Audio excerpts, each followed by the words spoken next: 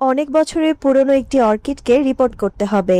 তার জন্য 2 ইঞ্চি বড় একটি পট নিয়ে এসেছি।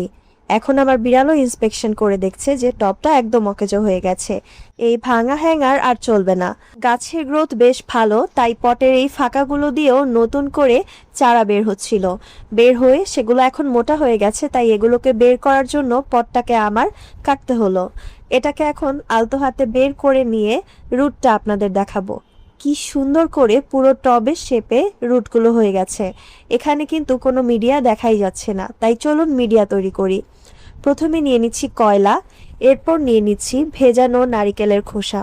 নারিকেলের খোসাটাকে ভিজিয়ে নিয়েছি, এতে আমার এটাকে টবে সেট করতে সুবিধা হবে। নতুন পটটাকে নিয়ে ভালো করে ধুয়ে তার মধ্যে লেয়ারিং করে দিচ্ছি।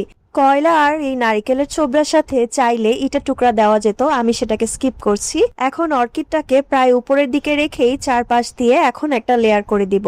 অর্কিডটাকে একটু উপরে লাগানোর কারণ হলো যেন নতুন মিডিয়াতে এটা একটু ব্রিদিং করতে পারে। অর্কিড সবচেয়ে ভালো গ্রো করে যখন এতে আলো বাতাসে চলাচল থাকে, তাই এটাকে একটু ফাঁকা ফাঁকা করেই আমি পটিং করেছি। এরপর আস্তে আস্তে এখানে আরো লেয়ারিং করে দেওয়া যাবে। এখন হ্যাঙ্গারে সেট করে নিলাম।